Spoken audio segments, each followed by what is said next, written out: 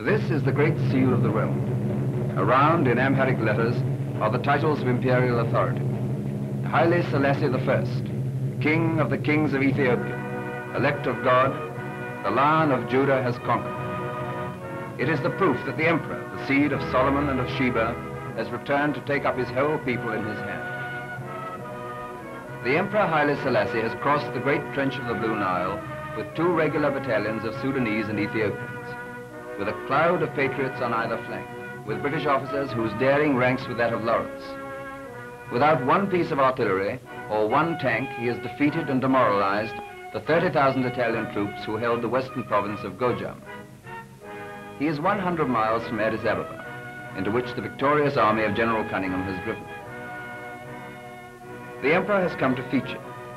He is near Debre Libanus, one of the holy places of central Ethiopia, where the Italians in 1937 machine-gunned to death 400 Ethiopian monks and chucked them into a common grave, where also his cousins, the sons of his principal Ras, Kassa, were executed by the Italians in the same year.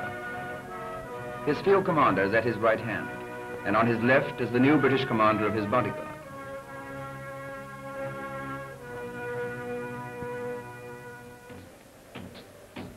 This is the heart of Christian Ethiopia, that island of Christianity, as the Emperor Menelik expressed it, in a sea of paganism for 1,500 years.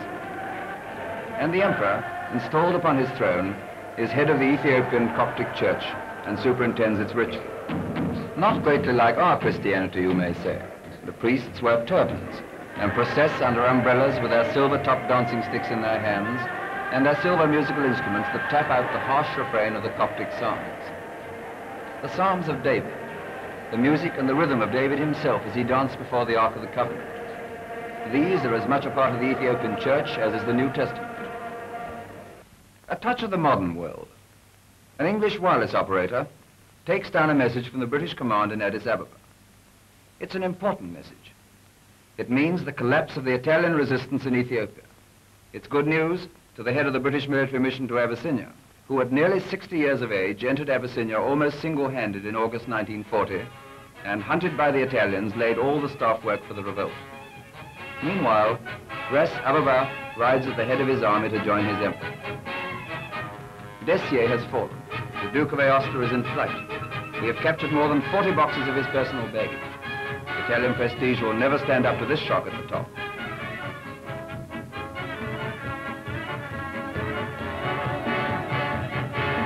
And so the road to Addis Ababa is open, except for a demoralized force of Italians in the valley ahead that the emperor and his commander in the field will have to bypass or drive through.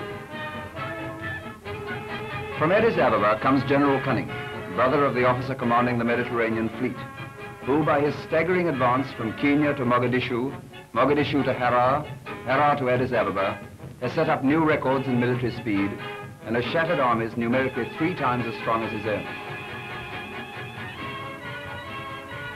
This is the first time that the emperor and the general have met, and it is the first junction of the forces from the Sudan and from Kenya. And there is a hearty abandonment of beards on the part of the British officers.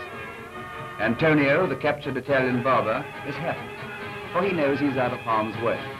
Frankly, he was just a little scared when he saw the long hair looming over the horizon. But nobody wishes Antonio any harm. He was just a helpless propaganda oil cog in the Italian machine.